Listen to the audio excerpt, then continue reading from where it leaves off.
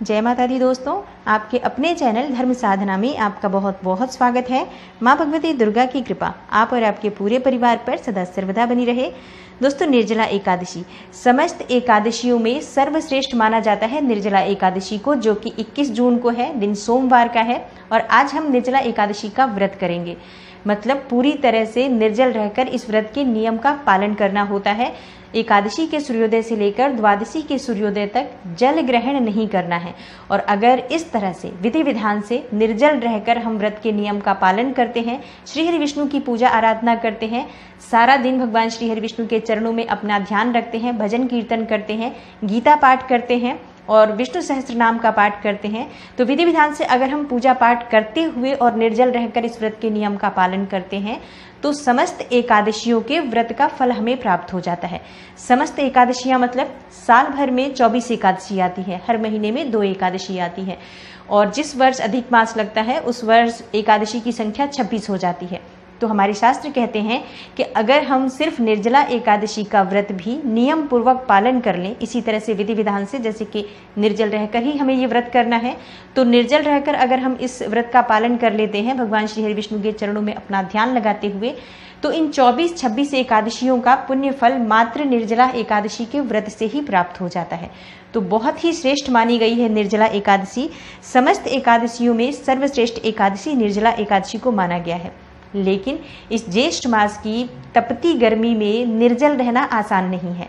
पूरी तरह से निर्जल रहना बिल्कुल भी आसान नहीं है। एक कठोर तपस्या के समान हो जाता है जब आप इतनी गर्मी में एकादशी के सूर्योदय से लेकर द्वादशी के सूर्योदय तक निर्जल रहते हैं। लेकिन इसका पुण्य फल बहुत अधिक है।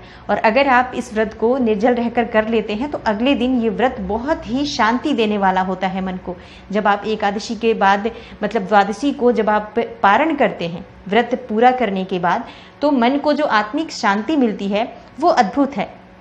मतलब जो इस व्रत को निर्जल रहकर पालन कर लेते हैं सिर्फ उन्हें ही पता होता है कि वो कैसा महसूस कर रहे हैं, क्योंकि ये व्रत इतना कठिन व्रत है। और फिर भगवान श्री हरि विष्णु का ध्यान, उनका मनन चिंतन करते हुए, भजन कीर्तन करते हुए पूरा दिन पूरी रात्रि हमें बितानी है। और इस तरह से विधि विधान से अगर पूजा आराधना करके और निर्जल रहकर इस व्रत का पालन किया जाए तो समस्त प्रकार की कामनाएं पूर्ण हो जाती हैं। मोक्ष दायिनी मानी गई है एकादशी।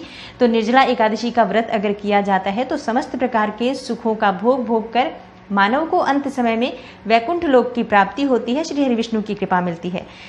तो दोस्तों, आज की वीडियो में मैं आपसे बात करने वाली हूँ कि निर्जला एकादशी में आसानी से निर्जल व्रत का पालन आप कैसे कर पाएंगे। और निर्जला एकादशी के दिन श्री हरि विष्णु की पूजा करने के बाद आपको पीपल की पूजा जरूर करनी चाहिए। तो पीपल की पूजा हम किस तरह से करें जिससे कि श्री हरि विष्णु की कृपा हमें प्राप्त हो, माँ लक्ष्मी की कृपा प्राप्त हो और घर में स्थिर लक्ष्मी का वास हो। और कोई भी ऐसी कामना नहीं है जो पीपल की पूजा करने से पूर्ण नहीं हो जाती है। तो आपकी जो भी समस्या है, अगर आप एकादशी के दिन पीपल की पूजा विधि विधान से करते हैं तो आपकी समस्त कामनाएं पूर्ण हो जाती है। तो आज ये सभी बातें मैं वीडियो में शेयर करने वाली हूँ। वीडियो को पूरा ज़रूर देखिए और अगर आपको आज की वीडियो अच्छी लगे तो इसे लाइक कर दीजिए और ज़्यादा से ज़्यादा इस वीडियो को अपने फैमिली फ्रेंड्स के साथ शेयर कीजिए। तो दोस्तों, सबसे पहले बात करते हैं एकादशी के दिन पीपल की पूजा आपको कैसे करनी चाहिए जिससे कि आपकी समस्त कामनाएं पूर्ण हो जाएं। निर्जला एकादशी भगवान श्री हरि विष्णु की विशेष रूप से पूजा आराधना आज करने से समस्त कामनाएं पूर्ण होती हैं। और पीपल के वृक्ष को भगवान श्री हरि विष्णु का ही स्वरूप माना गया है, जैसा कि भगवान श्री हरि विष्णु स्वयं कहते हैं। गीता में भगवान श्री कृष्ण ने कहा है, वृक्षों में मैं पीपल हूँ। तो आज के दिन विशेष रूप से पीपल की पूजा करनी चाहिए। निर्जला एकादशी है तो सबसे पहले आप सूर्योदय से पहले उठें, स्नान इत्यादि करने के बाद आप सूर्य देव को जल अर्पित करेंगे। उसके बाद भगवान श्री हरि विष्णु की विधि विधान से पूजा कीजिए। व्रत का संकल्प लीजिए कि आप आज निर्जला एकादशी का व्रत कर रहे हैं और जिस भी विधि से आप व्रत करना चाहते हैं, जैसे निर्जला करना चाहते हैं पूरी तरह से, तो निर्जला व्रत का संकल्प लें। और अगर आप जल के साथ फल के साथ व्रत करते हैं तो आप उस तरह का संकल्प लेकर इस व्रत की शुरुआत कीजिए। इसके बाद भगवान श्री हरि विष्णु की पूजा के बाद अगर आपके घर के आसपास कोई पीपल का वृक्ष है तो आज आपको पीपल की पूजा जरूर करनी चाहिए। पीपल की पूजा से समस्त कामनाएं पूर्ण हो जाती हैं। तो पीपल की पूजा के लिए आपको सामग्री क्या चाहिए? थोड़ा सा कच्चा दूध चाहिए। अगर आपको कच्चा दूध गाय का मिल जाता है तो बहुत अच्छी बात है, लेकिन अगर गाय का दूध नहीं मिल पाता है तो जो भी दूध आपके पास उपलब्ध हो, बस कच्चा दूध होना चाहिए उबला हुआ दूध ना हो, इस बात का ध्यान रखें। और आपको चाहिए पीला जनेऊ, पीले पुष्प चाहिए, आपको पीले फल चाहिए, शक्कर चाहिए, या गुड़ का भी भोग आप लगा सकते हैं, चाहे तो मिश्री का भी भोग लगा सकते हैं। जैसे कि आप वृक्ष की पूजा करेंगे तो नैवेद्य स्वरूप में आपको कुछ भोग की सामग्री चाहिए, तो आप गुड़ शक्कर भी ले सकते हैं। और शुद्ध घी का दीपक चाहिए, जिससे आपको भगवान श्री हरि विष्णु की पूजा करनी है पीपल के पास। तो सबसे पहले आप पीपल के पास जाएं, पीपल देवता को, वृक्ष देवता को प्रणाम करें। श्री हरि विष्णु के चतुर्भुज रूप का ध्यान करना चाहिए इस समय में, जब आप पीपल देवता को पूजा के लिए आप पीपल देवता के पास जा रहे हैं। और मन में भगवान श्री हरि विष्णु का जो स्मरण है वो चतुर्भुज स्वरूप का स्मरण होना चाहिए। पीताम्बरधारी श्री हरि विष्णु का स्वरूप मन में स्मरण करते हुए सबसे पहले आपको पीपल की जड़ में कच्चा दूध अर्पित करना है। उसके बाद आप वहाँ पर पीला जनेऊ अर्पित करें, पीले पुष्प अर्पित करें, पीले फल आपको अर्पित करने हैं। और उसके बाद शुद्ध घी का एक दीपक जलाना है। दीपक शुद्ध घी का हो, ज़्यादा अच्छा रहेगा। शुद्ध घी ना हो तो आप तिल के तेल का प्रयोग कर सकते हैं। उसके बाद आपको 11 परिक्रमा पीपल की करनी है और ओम नमो भगवते वासुदेवाय नमः इस तरह से मंत्र जप करते हुए 11 परिक्रमा आपको करनी है।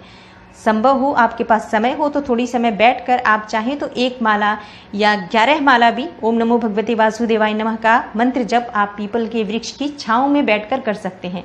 ये बहुत ही शुभ फल देने वाला होता है। पीपल की वृक्ष की छाया में बैठकर किया गया जप अनंत गुना फल प्रदान करता है। निर्जला एकादशी का दिन है ये। भगवान श्री हरि विष्णु के नाम का स्मरण करते हुए आपको पीपल देवता की पूजा करनी है और भगवान श्री हरि विष्णु के चतुर्भुज रूप का स्मरण करते हुए ये सभी वस्तुएं भगवान को जो आप अर्पित कर रहे हैं, श्री हरि विष्णु को अर्पित कर रहे हैं। पीला जनेऊ, पीले पुष्प, पीले फल, ये सभी वस्तुएं भगवान श्री हरि विष्णु का मन में ध्यान करते हुए अर्पित कीजिए। प्रार्थना कीजिए, अगर आप किसी भी परेशानी में हैं तो उस परेशानी को दूर करने के लिए भगवान श्री हरि विष्णु से प्रार्थना कीजिए। दोस्तों, आज के दिन पीपल की पूजा से माँ लक्ष्मी प्रसन्न होती हैं, श्री हरि विष्णु प्रसन्न होते हैं, तो घर में श्री हरि विष्णु और माँ लक्ष्मी का स्थिर वास हो जाता है। और आपकी कोई भी विशेष कामना हो, पीपल की पूजा करने के बाद आप वहाँ पर अगर कहते हैं, बहुत ही शीघ्र आपकी कामना पूर्ण होती है। अब बात करते हैं कि निर्जला एकादशी में आप निर्जल कैसे अधिक से अधिक रह पाएं। अगर आप पूरे दिन निर्जला एकादशी का व्रत करना चाहते हैं, सूर्योदय की एकादशी के सूर्योदय से लेकर द्वादशी के सूर्योदय तक, तो आसानी से आप इस व्रत का पालन कैसे करें।